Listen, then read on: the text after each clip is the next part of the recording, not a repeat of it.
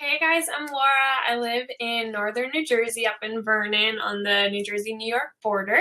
I am a wedding photographer and a brand photographer. I like to say a wedding and brand photographer for fun-loving, adventurous couples and business owners, mostly female business owners that are in the creative industry. So that's the photography side of things. Basically, if I can shoot a wedding on a mountain, my heart will sing. And on the other side of my business, so that was Laura Lee Photography. On Laura Lee Creative, I educate and mentor on systems and workflows, so hence why we're talking today. So I host retreats for business owners, creative women in business. We just had our first retreat in June, which was amazing.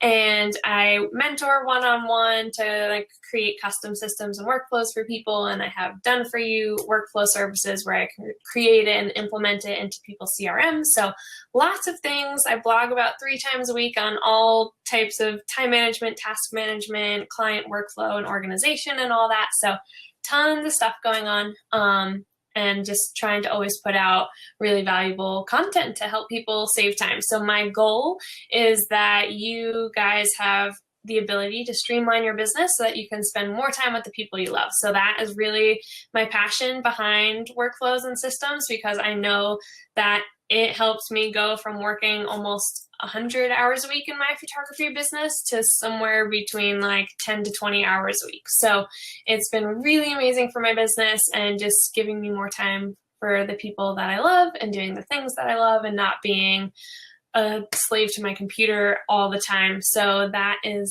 basically my passion behind it. I love it. So when did you first start creating workflows and systems in your business?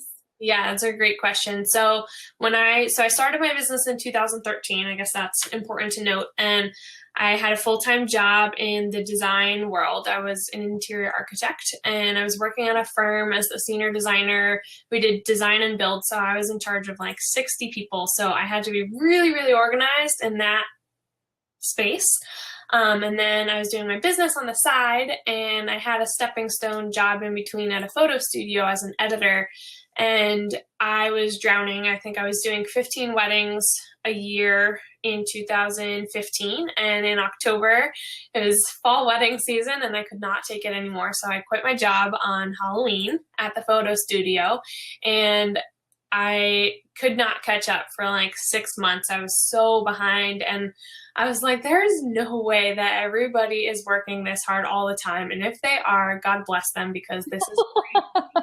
Right. And I just felt like I was literally day and night, 24/7 working. So I cried a lot. And then I sat down at my dining room table with, I probably still have it somewhere in my closet, but sat down with a lined piece of paper that you would get, at a notebook for going to school and everything. I had a binder, and I just started writing down everything I did in my business from start to finish. And then I started color coding it of who was going to do what and if I was going to outsource things. And so it started out as 30 steps, and this was in 2015. So this was about winter, maybe December 2015, I started writing my first workflow.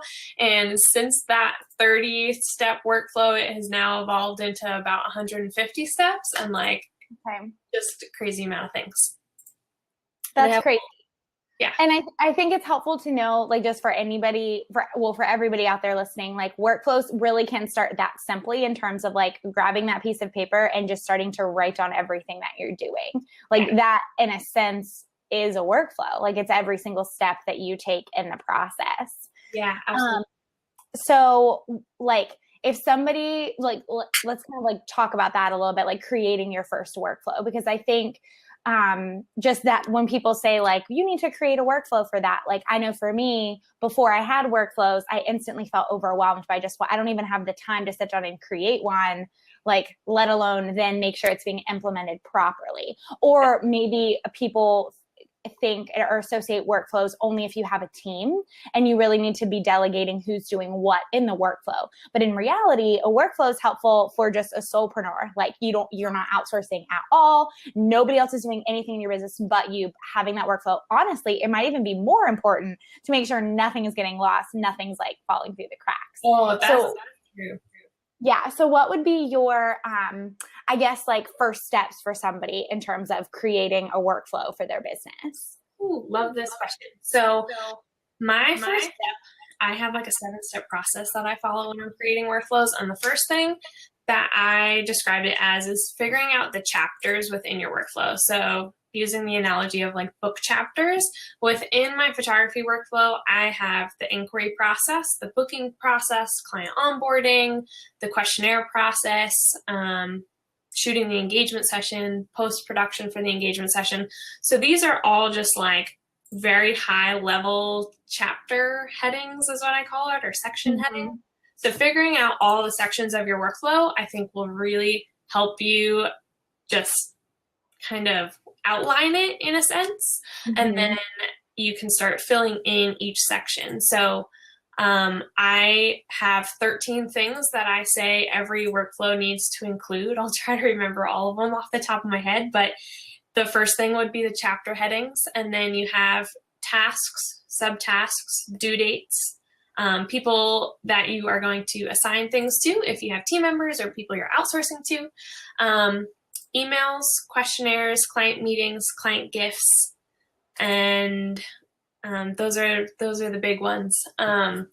So I just basically use that list and I figure out what tasks and subtasks and emails need to go into the inquiry section of my workflow and what questionnaires need to go in there.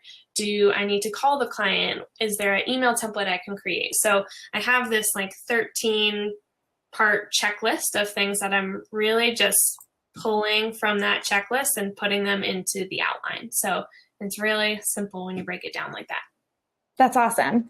So you would just suggest for somebody out there who's creating a workflow to really sit down and kind of create those main categories first. Like, I like how you said it with your photography business of, okay, we've got the inquiry process, client onboarding, kind of like breaking down that process first, and then going through and creating all of those subtasks, like underneath each of those larger tasks that need to get done.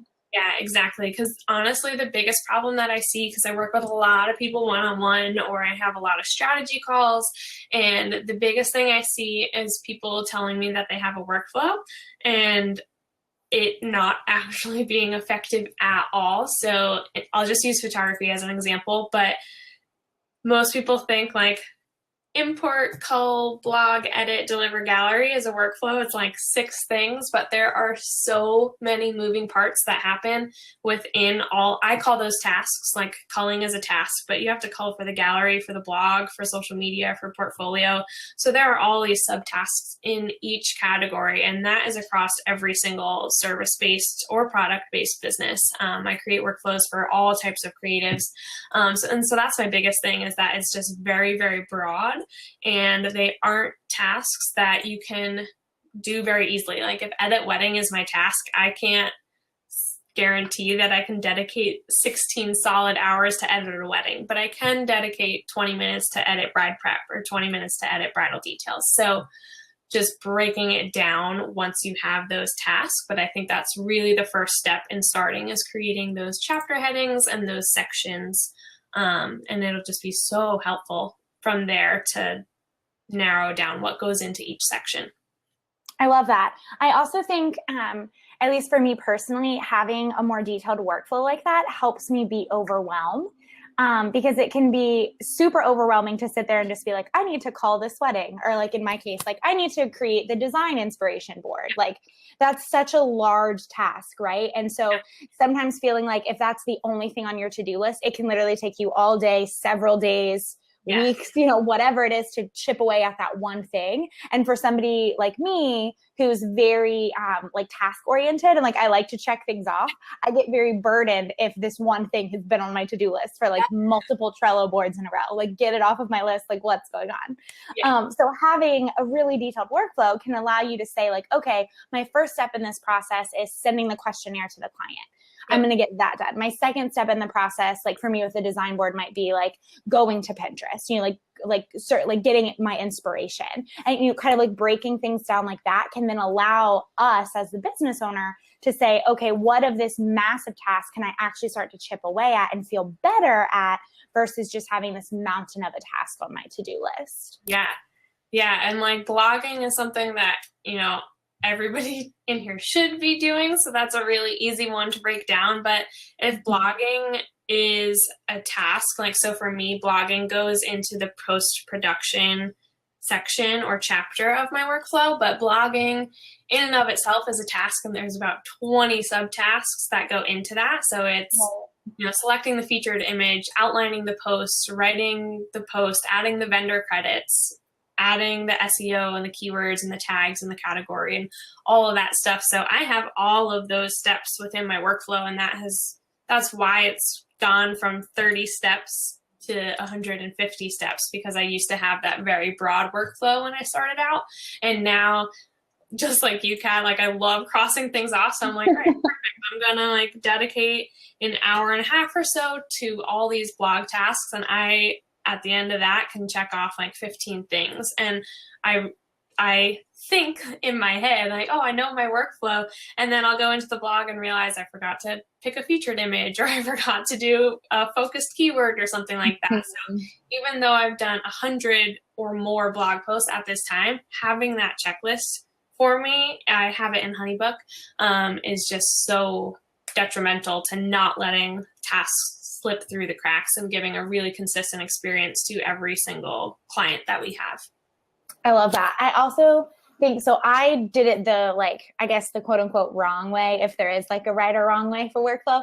I didn't start creating true work, like very detailed workflows, until I brought on my first, like my virtual assistant, until Emily came on board, my first team member, because I knew, hey, in order for me to like teach her how to do this, we just need to have a workflow so that I can see the tasks that she's doing, she can see the tasks that I'm doing, and things like that for a lot of things in the business. So I should have done that just even before her, because like I said before, I think that even just being a solopreneur, like, it's super helpful to have workflow to make sure that nothing gets forgotten. Yeah. But one of the things that I just wanted to point out, for everybody listening, because I think it's really helpful to just think about with workflow, I brought on my virtual assistant, because I needed a team member. I was starting to drown in a lot of like some admin things and some detail oriented things that just weren't my strength, that I knew if I brought on, like if I outsourced that and hired somebody to do those things, my business would just be able to propel forward. But I also brought somebody else on into my business because I had just experienced my first miscarriage. And so I had this fear that I never had before of, what if I physically cannot run my business? What if I have another, God forbid, another miscarriage, or something happens in my family, or something happens to me and I physically am not able to meet the client's needs? By having a workflow, my assistant, my husband, somebody else, even another wedding planner who really doesn't know my business at all, if I called her up and said, hey girl, I need you to come in and do this, she can see that workflow. She can see what's being done with the client, what hasn't been done with the client, and step in if I physically or mentally or whatever am not able to do it. And so, not to like put fear in everybody of like, create a workflow in case something happens, but as business owners, what if something happens? Like, what is your like plan B, and how can you make sure that your clients are being served well, being really taken care of, if you don't have a workflow and like somebody can't come in and just do it? So it's really helpful, because now, like when I was on maternity leave, and even when I was in the hospital, like having my son, obviously my assistant isn't texting me business questions like when I'm in labor, right? Like, I'm allowed to just go in labor and not have to worry about the business.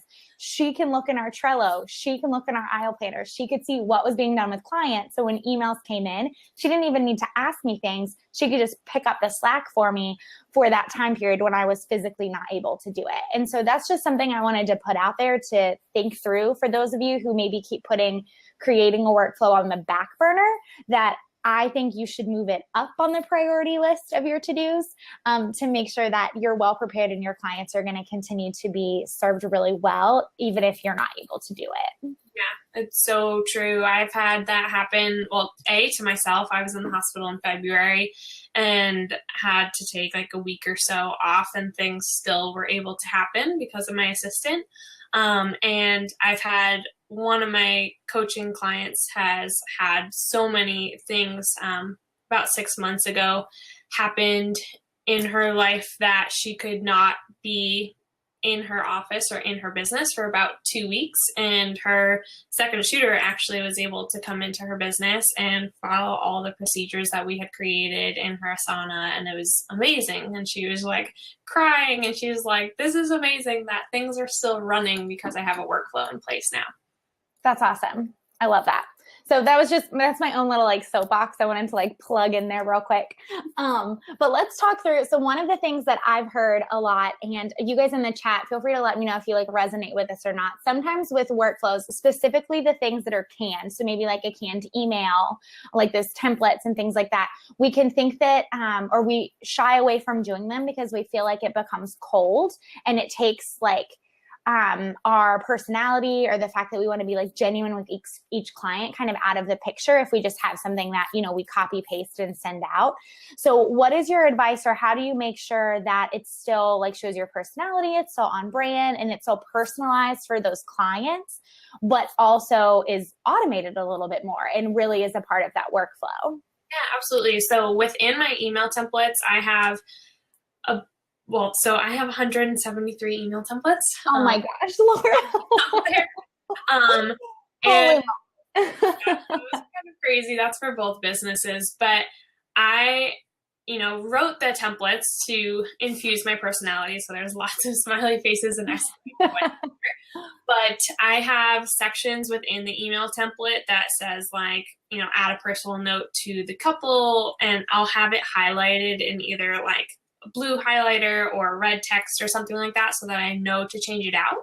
And with my assistant, she actually doesn't really answer emails for me so much. She'll like sort them, but I feel very connected with all of my wedding couples, so I didn't want to fully give that away. So what I actually did though, in case she ever did need to step in and do that, is I created a kind of like a relationship document of all of my couples and my relationship to them and what I know was going on in their life. So like they just had a baby, or they just bought a house, or they're flipping a house, or they're going here on their honeymoon. And so I kind of just wrote a bullet pointed list of all of my clients so that I could pull from that and be like, hey, hope the house flipping is going well, or something like that. So I'll just kind of add it into a PS, and then just having that one or two sentences in the email template is fine. But for the most part, and at least in my photography business, I know it'll definitely differ with design, like, and wedding planning and stuff like that. But the bulk of your client communication is happening with all of your clients for the most part. I would say at least 90% of it can be templated for most creative entrepreneurs. And especially once you start writing out your workflow, that was huge for me because I didn't have a single email template. I literally was digging through my sent folder, copying and pasting everything. And so now once I wrote my workflow, I was like, all right, the blog is getting posted. So I should create an email template that tells the couple the blog was posted so that they're the first ones to see it in case they're on their honeymoon and they don't, go on Facebook or something like that. So just seeing all the tasks written out really helped me create all these email templates, and just infusing all my smiley faces and exclamation points and just like one or two personal notes to the couple is more than enough. And it's so much better than not communicating, because that's what I was doing. It was just like, okay, well, this is going to take me really long to write this email.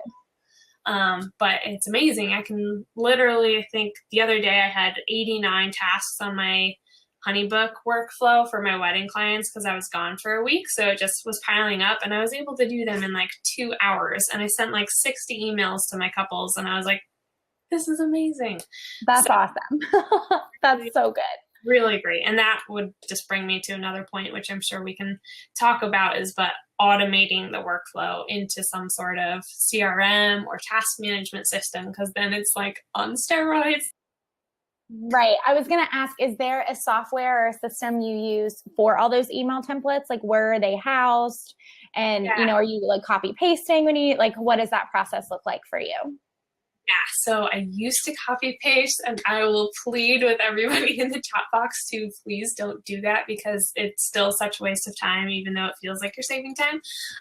But so if you use Gmail, you can create a canned response what you know is going to be used again. If you click the like 3 little dots in the bottom of your like toolbar inside the email, it'll just say like save as canned response, and then it'll be a template. So that's great. But I actually have all my email templates in HoneyBook. So I use HoneyBook as my client relationship management software. I think that's what CRM stands for. So I've been using HoneyBook for like a little over 2 years, and I have a workflow in there, and within my workflow for wedding couples specifically, I think there's about 55 email templates that I send. So they're all built into the workflow as just like approve and edit when the time comes. So they're all based on the project date. And though that HoneyBook is where all 173 of those email templates live.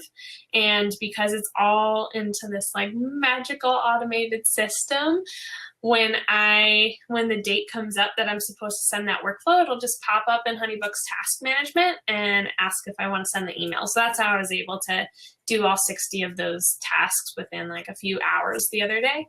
So they all live in HoneyBook. But if you don't use a CRM, well, you should use one because it's gonna change your business. But if you don't use one, then canned responses in Gmail is another really great way. Awesome. And I just posted, Laura sent me a link for her HoneyBook, or just for HoneyBook, so you guys can take a look if you're not familiar. I have a HoneyBook account, but I've started using Aisle Planner with my brides because, as you can tell from the name, Aisle Planner, very niche down for wedding planning. So the workflow and just the client experience in there is very much geared toward wedding clients, and it's been super, super helpful in my business. So if any of you wedding planners out there have a specific question about Aisle Planner, let me know. I'm happy to chat with you guys about that. But I really love it. And my clients have had nothing but great things to say about it. And it's really helped me streamline that process, especially with multiple different packages with wedding planning, right? Whether it's day of, partial, design, full, whatever it might be. It's been really, really great to set up templates for all of those things and allow my clients to have what they need within that system. So yes. So while we're talking about systems, I know you mentioned Asana. I, of course, am on the Trello game. We're like on opposite ends for that, but it's okay. But tell everybody, what are some of the other systems that you have found to be really helpful with your workflow besides all of the detail that you have in HoneyBook? Yeah, so Asana is definitely the task management software that I use. It's pretty similar to Trello. If you guys are familiar with Trello or Asana, they're both free task management tools that are really just like you create a login and they are free to use, and it's a project management software. I use Asana because I realized how poorly my brain works when things are in board view. I have certain projects that work really well in board view, and I was obsessed. I used Trello for 2 years and I was obsessed. And then somebody was like, you should try Asana. And I tried it and I was like, I need to change everything. So I moved over to Asana, and I just work way better for most projects in list view. So Asana gives you the option to view things as a list, like literally how you would write on a piece of paper, or the Trello style, like Kanban board view is what it's called, where you have multiple lists with cards on it, kind of like a Post-it note method. So I like it because I can do both. And so that's what I use. The few other ones I've heard of are Basecamp, Todoist, Wonderlust. I've never used any of those, so I can't speak to them, but Trello and Asana are both lovely and free. So yes, the free part is awesome because you can try it out, and give yourself like 30 days or however long you want to test it out, and you're not financially committed to anything. I've been using Trello for a couple of years now, and I work really well in board view. So because I already have like 15 plus, like a ton of boards and like this whole system like within Trello, that was honestly my big reason for not wanting to switch to Asana, because I was like, it's going to take me like forever to switch over. And since I do, my brain just works really well in board view, but I know that Asana is nice if you like a little bit of both.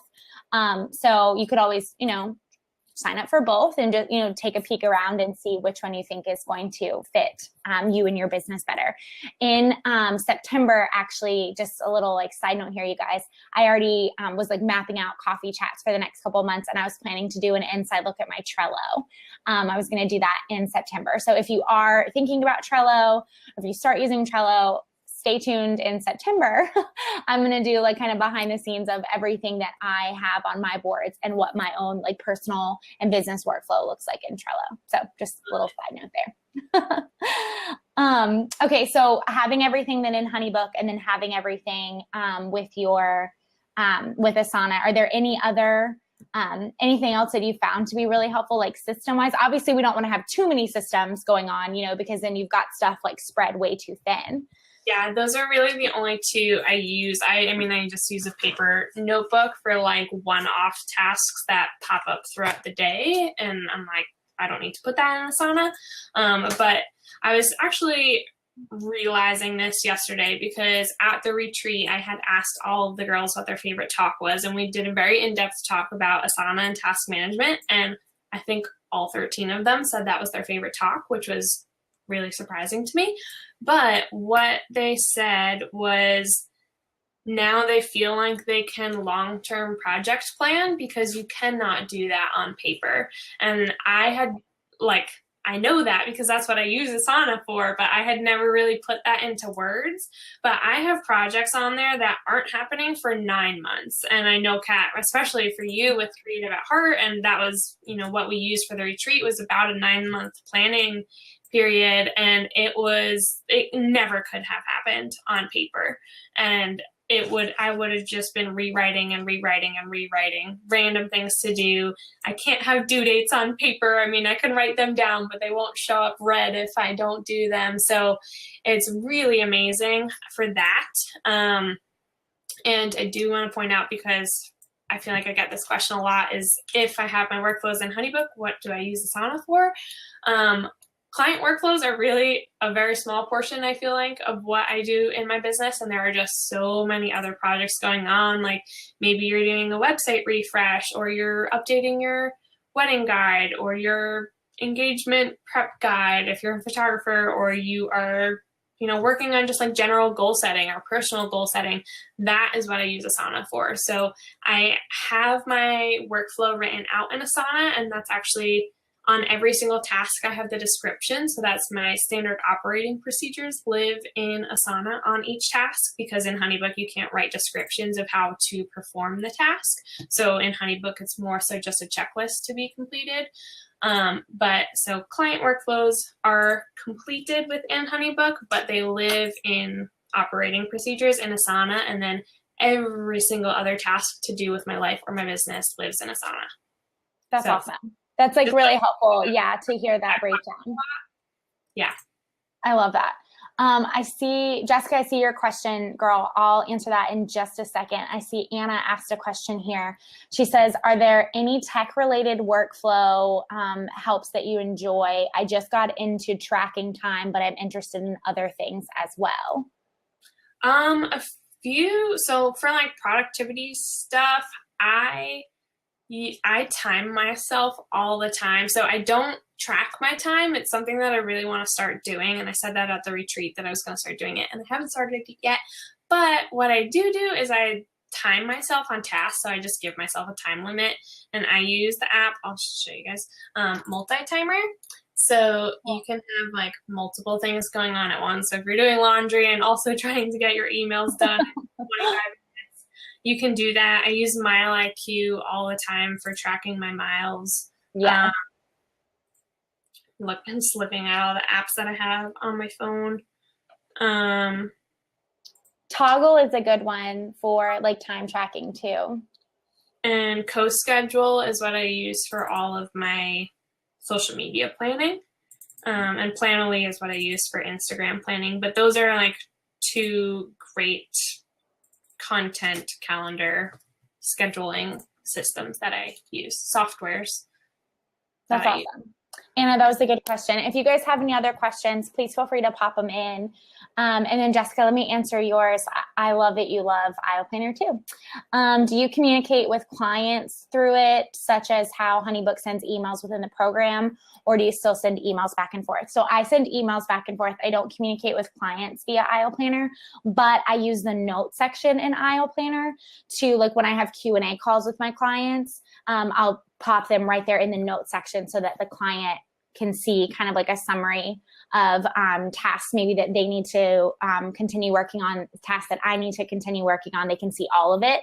And then similar to how Laura kind of also has Asana, I have a Trello board that has all of my clients, and clients do not see my Trello board. And my Trello board is more for like, maybe kind of like how Laura was saying, like she has this checklist of like, they're flipping a house, they just got a dog. They're like, it's like my own notes that I don't really want them to see. Not that they're like bad things, but it's stuff that I'm like, I don't really want them to see, that maybe I put like, watch out for the mother of the bride, or like whatever, like on that. So the Trello is like strictly my thoughts on things like that. But then I'm trying to, I started with this wedding season actually utilizing the notes section in Aisle Planner a whole lot more. And my clients have been super responsive, yes, to like meeting minutes, just like that. And then also, and I'll flat out put on the meeting minutes, like Megan's to-dos, Kat's to-dos, so that the bride knows what I'm now saying, like reminding her, like, don't forget, these are the 3 things you need to work on, and these are the things that I'm working on for you. And that's been really helpful for everyone, bride and myself. So yeah, good question. Any other like workflow systems, tools, any other questions that you guys have for us? Feel free. We'll use these last couple of minutes to answer any of those questions. And Laura, if you have any other like thoughts on workflow, I don't know, just like encouragement that you want to share, anything like that, of course, we're all ears and would love to hear that. Yeah, I guess more so just encouragement. I feel like it is such a scary thing for so many people, especially creatives, because most of us do not have strong analytical brains. I feel like the planners type definitely have to have that way more, but I feel like my brain is very 50-50 creative, analytical, and my mom is the most organized person I know, so I got everything from her. Thank God, she's right there. But I would say that even though it's super scary, the benefit from it is unbelievable. I mean, the time savings alone are the biggest personal benefit, but the way that your client experience gets elevated by having a good workflow and having good communication within that, and it just brings your business to the next level. I had never looked at numbers until I was launching a workflow product for photographers, and I was like, I want to see, how this affected my business, besides like, I know I saved time, but how did this affect my business? And when I started using my workflows, I doubled my income and I increased my referrals by 1,200%. And I get emails all the time, and I put them into a happy mail channel in my Slack, which is what me and my team use to communicate. It's like AOL basically, but I have a whole channel of emails from my brides like, thank you for being so proactive. You're making this whole process so much less stressful, and I'm so glad to have you on our side, making our timelines and all this stuff. And I just keep all those notes in there because it is crazy. Your clients might not know what they're missing if you don't have a great workflow, but it is truly amazing when you have something in place that is going to give them a good experience, how much it can elevate your business. And, when you're getting more referrals, you're getting more inquiries, and more inquiries means a higher demand and less supply of you, and your prices go up. And so my prices have increased tenfold since when I started. And it has just been a really huge thing for my business that I had never tied to my bottom line or client experience at all. I was just like, this is going to save me time and help me feel more organized and be less overwhelmed. But it was just really amazing for what it did for my business. So that is just encouragement for you guys, that even though it sounds really scary, it is really rewarding in so many different ways. But I can pop my website in because I have so many blog posts. Like there's probably 50 blog posts on workflow and task management and organization and all of that. So we can pop that in there. And there's a bunch of freebies on my website as well. And so that's awesome. And I have the other one that you sent to, the 5 tips. So I'm going to pop that in there right now too. And Stephanie, I see your question. So Laura, this one's for you. How detailed are the tasks in Honeybook? I've used it in the past, but always wanted to add a note to the task for more detail. So I have some of them have parentheses, and that would be my note, but you can't write a whole lot on a task in HoneyBook. Like, it limits the amount of characters. So it's pretty minimal, and all of the details of how to perform the task or a note about the task is in Asana. So I really just copy and pasted my HoneyBook workflow, which initially started in a Google Doc. So I just copy and pasted from there, put it in Asana, and then wrote my notes in the description of the tasks. But in HoneyBook, it'll literally just say like, select featured image or input focus keyword for the blog, add a SEO rich blog title, and stuff like that. So that's essentially what the task in HoneyBook would be called. Awesome. Yeah, perfect. Good question. Thanks, Stephanie.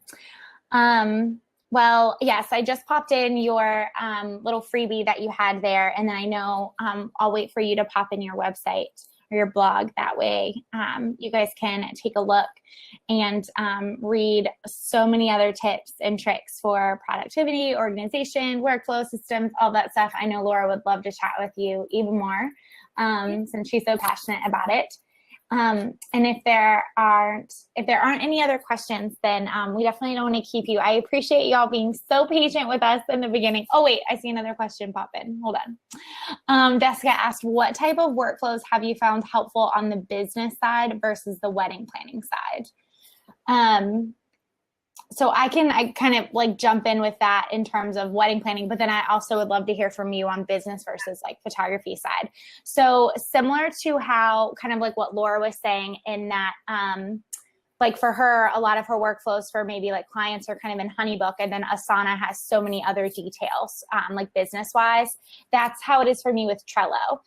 So for me, it's just creating various boards with workflows for all of these different aspects of my business, whether it's, you know, a blog board, multiple blog boards, a newsletter board, a project like the Creative at Heart, just round date in general. We're getting ready to do a website refresh for that. So that has a board, you know, all of those various things. That's its own workflow. Like those each have their own workflow in and of themselves.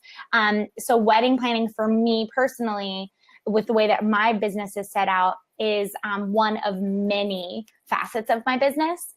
So I'm working with a wide variety of revenue streams, but a wide variety of workflows for each of those revenue streams and all of the products and services that I offer, versus just having workflows for wedding planning and then not having a workflow for anything else. I don't know if that helps answer the question, Jessica. Please let me know if not. And Laura, I'll let you pop in with like your take on it with photography too. Yeah. So obviously I'm actually publishing a blog post on this next week, I think.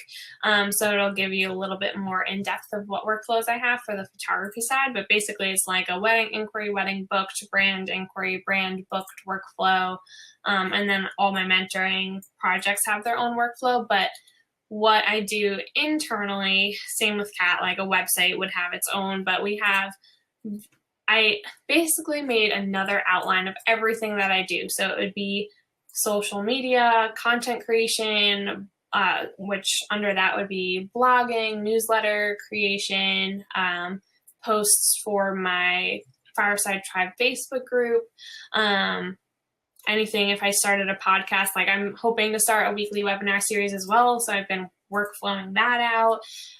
But all these internal projects, I basically made an outline of the like chapter headings of what I do. So content creation was the chapter heading, blogging was a task, and then each task kind of got its own workflow for the internal stuff. So we have all of that living in Asana, and it's amazing. And we have simplified it. We have the in-depth procedures in its own project or template, but on our blogging card. So like if I have a blog post coming out, it's going to be how I organize my client workflows. That's coming out. And within that card, I just have an 8-step process that says outline, edit, format, select, design a graphic. So that's the very basic workflow of that. But I know that I have very strict parameters about outlining and writing and everything that are in my in-depth workflow. So if anybody, like my assistant, needed to go in and guest blog, she knows exactly how I write and format and what to do. So really, like, everything has a workflow. And I saw, Jessica, your clarification about like the business side of things in terms of like taxes, bookkeeping, accounting, that kind of stuff. So, and every business is going to be different. For me, I outsource. So I have a bookkeeper and I have a CPA who handles our taxes. So I do not have a workflow for bookkeeping and for taxes because that's truly outsourced. So my workflow is literally like send X to my CPA, or like I went on my duty days, I go in and look at the books, you know, obviously I'm not just like sending them to my bookkeeper and like never looking at them again. Like I have that workflow, but if something's being outsourced like that, I don't have this insanely detailed, like Laura might, I don't have this insanely detailed workflow for that. I have very detailed workflow for my team members. So like Emily coming in, like on the like blogging, creating graphics, Matt coming in, doing things like that. But I don't necessarily consider my bookkeeper or my CPA like a team member. I mean, I love them. Does that make sense? So that I don't like think of them as like part of the KS team. I'm just outsourcing to them. So part of my workflow is sending them the information that they need. And then they have their own workflow for doing what they need to do and when they need to do it. And they're not looking at my Trello boards for that. I actually have a really good answer, Jessica, on that clarification side of things. I recently just created a new project within Asana that is called my repeating tasks project. And I have sectioned it off as like admin, bookkeeping, finances, taxes, content creation. And I went in and I figured out under the admin category or the admin project what tasks need to be done daily, weekly, monthly, bi-monthly, quarterly, and yearly for admin. What needs to be done daily, weekly, bi-weekly, bi-monthly, monthly, etc. for bookkeeping, for taxes, for finances, for fitness, for personal, for content creation, all of this stuff. Because if you think about it, everything for the most part that we're doing in our business is repeating over and over and over and over again for like the maintenance side of our business, and not just like the client tasks that happen, yes, for every client. But I check my emails every day. I write 3 blog posts a week. I do my taxes quarterly. So all of these things I put into this gigantic repeating tasks project for all the different facets of my business. And I automatically set them to repeat, like either on a certain day of the year, like April 15th, submit the taxes, or a certain day of the week. So you can set tasks to repeat every Monday or at 3 p.m. every Monday or anything like that. So you can get super detailed with it, but that is, I basically like workflowed out what I do under each category of my business, daily, weekly, monthly, and yearly, and just set it on to repeat itself when things get checked off. So that's been my like most exciting update to my Asana recently. I taught that at the retreat and I was like, I can't wait to actually do this. So that would, and then you never have to do the work again. You never have to write the workflow again or write it on a list or anything. So yeah, I love that. Awesome.